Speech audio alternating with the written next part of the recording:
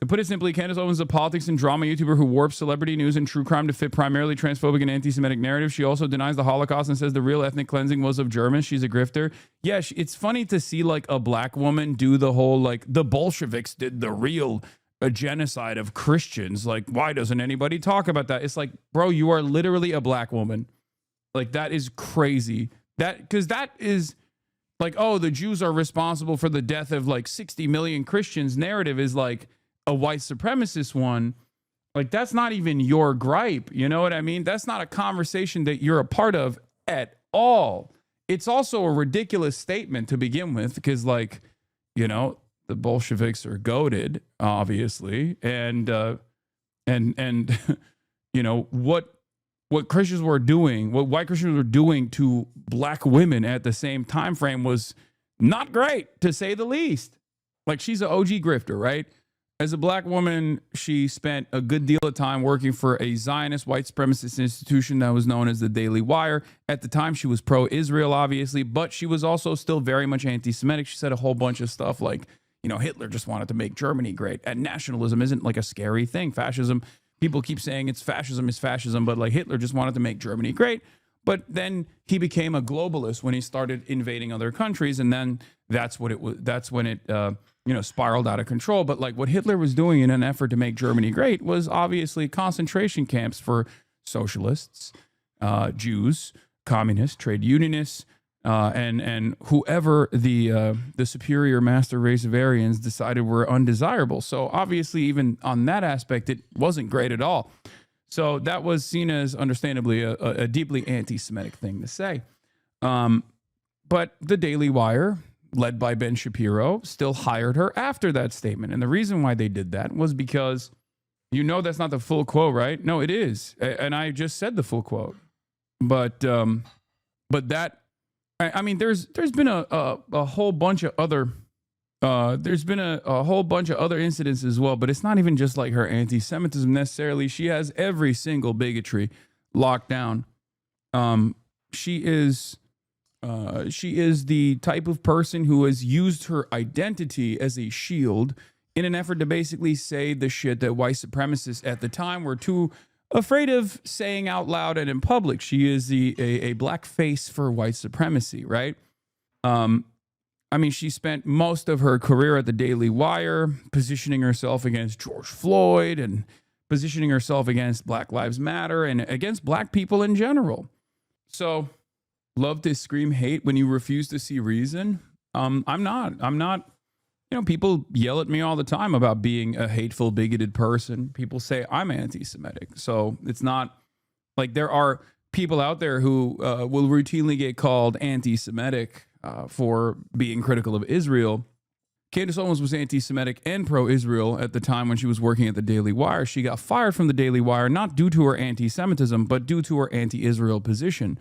Because as Ben Shapiro has very openly stated, and I covered this at the time extensively if you want to go back and see my statements on it, but Candace Owens is a bigot of every order. I mean, she's anti-black, she's anti-women, she's anti-Semitic, she is everything. But what's interesting about Candace Owens is that she's anti-trans as well, of course, but she's not very good, I think, at packaging all this stuff.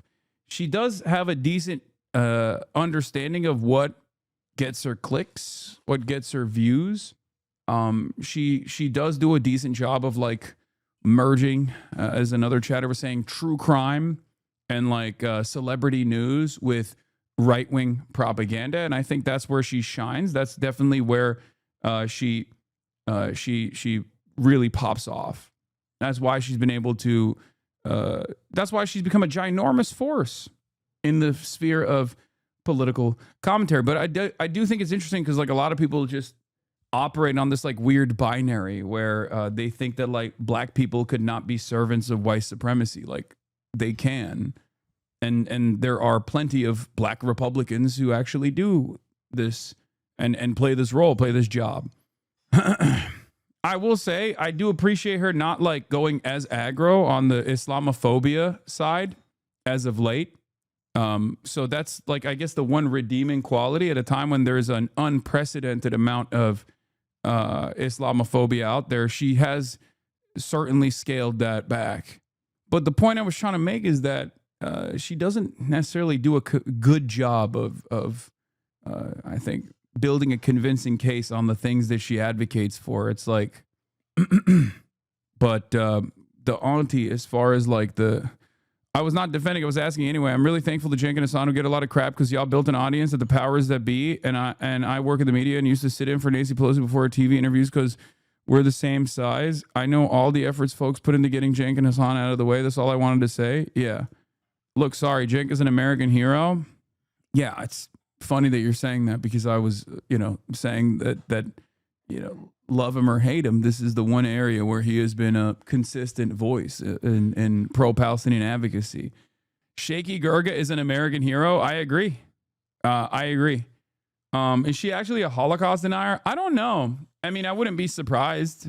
I haven't dove too much into her anti-Semitism stuff, with the exception of that very famous Hitler just wanted to make Germany great quote, which I guess she's now saying was taken out of context. But I actually did give the full context of the quote, where she was defending nationalism, German nationalism, by saying nationalism is not a dirty word and people shouldn't actually think it's a dirty word. That was the argument that she was trying to make. But I wouldn't be shocked if she has said other things that are also in the range of Holocaust denial. It wouldn't shock me at all. Douglas Murray is a monstrous dick rider of Israel, and he has made a living for many, many years talking about how nationalism isn't a dirty word, but at least he's smart enough not to associate it with Nazi Germany. He will always say, well, we shouldn't think nationalism is bad because the Germans up and were stupid and wanted to murder Jews or whatever, right? That was his argument. Whereas for Candance, she was like, nationalism is not a dirty word. And actually, German nationalism was good until Hitler decided to invade other countries. And then it became bad. And it's no, it was actually pretty bad. German nationalism in and of itself was really bad, as a matter of fact. Yeah. Oh my gosh. She has an entire... Candace Owens is basically, with the exception of being anti-Israel, I would say that with the exception of being anti-Israel, every single thing that he has said, I'm not saying every single thing that she believes, because I don't know what she actually believes, because she used to be anti-Trump, for example, back in 2016, before she got plucked by some incredibly Islamophobic ultra-Zionists, ironically enough, right? David Horowitz, rest in piss, and Ben Shapiro, ironically enough, were the reasons why she became this prominent fixture of Republican politics, because it was a bunch of ultra-Zionist, Islamophobic Jewish guys that literally plucked her and groomed her into becoming this force. And then she basically turned around and was like, actually, I'm anti-Semitic. And they were like, no, that's totally fine as long as you're pro-Israel. And she was like, of course I'm pro-Israel. And then she was like, I'm anti-Semitic and also anti-Israel. And they were like, whoa, whoa, whoa, whoa, what are you doing? You can't, that's not how this works. You're fired. That's literally what happened. Okay. So, I mean, she's had every bad and wrong opinion in general. But I would say she was, Hasan, I've been hating on Candance is weird, Hasan. Hating on Candance is weird. Remember your hot take on Charlie Kirk not turning on Israel? What about that new group chat text? You say that's going to be fake or what? I do think that if you are tuning into Candace Owens' frequency, it's going to be quite difficult for me to convince you of anything, because I'm sorry to say this, but you're kind of stupid, okay? Because Charlie Kirk publicly turning on Israel is entirely different than Charlie Kirk expressing his discontent with his Zionist donors for constantly calling him a anti-Semite after years and years of service. That I don't think those text messages are fake at all. I don't think you understand. I never said those text messages are fake. As a matter of fact, I actually applauded the gray zone reporting on the previous text messages and the previous Charlie Kirk meetup that took place with Bill Ackman and whatnot. The only thing I'm calling into question is this false notion that Charlie Kirk was inevitably going to turn on Israel. These guys are shrewd political operators. They are tied to the hip with Donald Trump. And until Donald Trump turns on Israel, how do I know? That's a fantastic question. You want to know how I know? Because I was supposed to debate him on Israel, literally. That's how I know.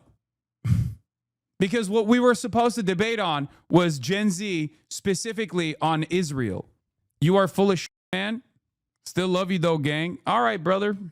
Charlie Kirk has never throughout his career sidestepped Donald Trump. He was attached to the hip. Once he was pro-Trump, he was initially anti-Trump, but once he became pro-Trump, he just stuck with Trump the entire way, and he got rewarded tremendously for it.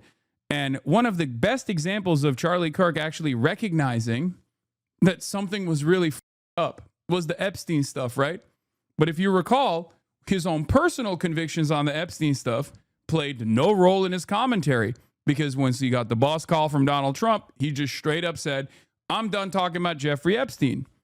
So do I think Charlie Kirk had a lot of anger and animosity towards Israel privately? Absolutely. They all do. Bill Clinton, literally in, I think it was 1996, came out of a meeting with Benjamin Netanyahu and very famously said, who the f does this guy think is the superpower here? Bill Clinton also still was a monstrous dick rider of Israel. It doesn't matter. These guys all openly despise Benjamin Netanyahu and all of the arrogant Israeli envoys, but ultimately they still defend Israel. They're attached to the hip on Israel. You have to understand that, okay? You have to understand that. And Charlie Kirk, it was never going to sidestep the Trump administration. Charlie Kirk spent most of his career defending Israel aggressively, saying things that are heinous about the Palestinian population.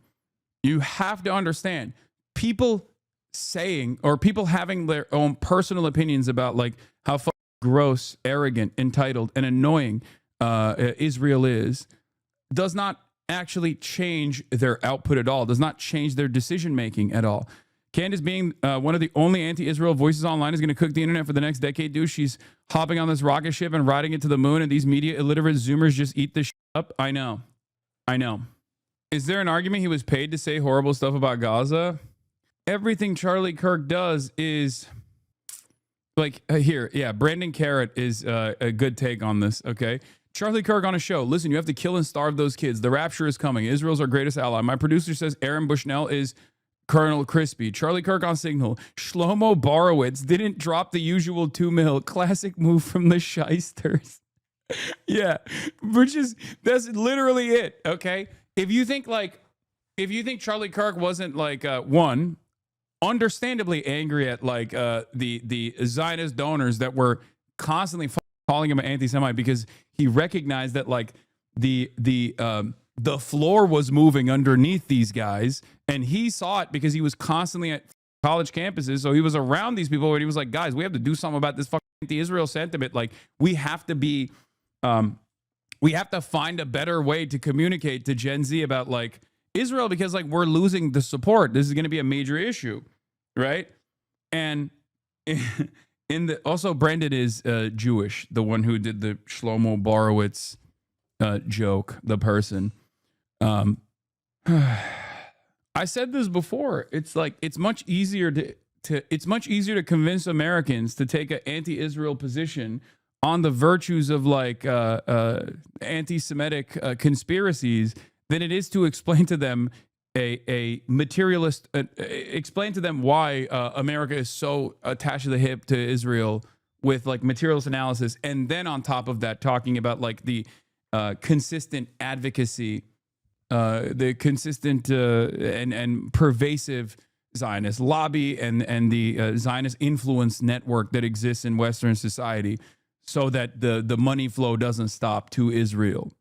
What do you mean anti-Semitic conspiracies? It's so much easier to convince an American that Jews control the media, and they, and they're a monolithic group that just wants to melt the Palestinians.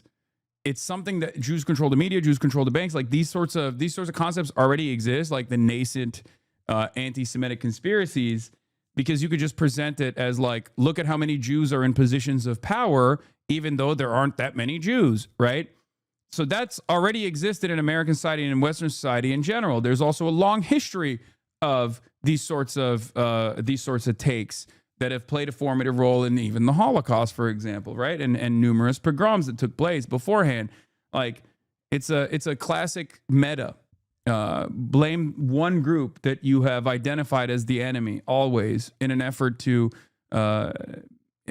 not to actually address the real material harm that the overwhelming majority of the populations are experiencing. A man by the name of Vladimir Ilyich Lenin, as a matter of fact, talked extensively about this. The problem, however, I can't find any first-party direct source saying what you quoted about Bill Clinton. For someone who's against misinformation, I'd say you should research that quote. What, the Bill Clinton quote?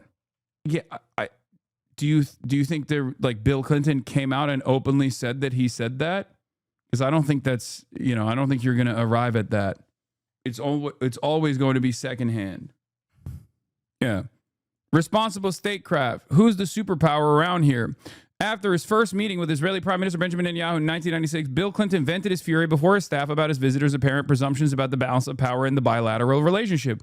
Who the f*** does he think he is? Clinton reportedly bellowed. Who's the superpower here? It's a very famous quote, by the way. Where did you ask? Wait, chatter, hold on. Not only is this like a super famous quote, where did you ask? And why are you, and I know the answer. It's ChatGPT. You asked ChatGPT.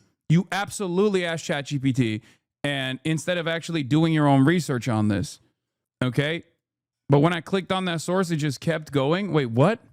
I don't know what happened with that source. Anyway, yeah, this has been covered extensively, and considering that it's from a very long time ago, some of the quotes, some of the hyperlinks are inevitably going to break. Okay. Chatter was so horny to prove you wrong. He took 2 seconds to research, didn't see the top result, and came back to yell at you. I know. I think you guys got to use your own brain every now and then. It's a very powerful tool you have at your disposal as opposed to using ChatGPT for everything. Anyway, where were we? What was I talking about before we did this sidestep on the Bill Clinton? Oh, well, the reason why I was bringing up Bill Clinton is because, like, everyone has publicly and privately expressed their discontent with Israel and what Israel is doing, or with Israeli envoys and how annoying they are, but it doesn't really matter because they still are attached to the hip with Israel. Donald Trump himself is actually a perfect example of this. If you don't actually recognize that there is a higher order, a higher priority here for every single person in a position of power in American politics, that you always have to, first and foremost, be pro-Israel, no matter how much you hate people that are, no matter how much you hate, like, the Israeli officials that are yelling at you because they're just so unimaginably entitled. Okay?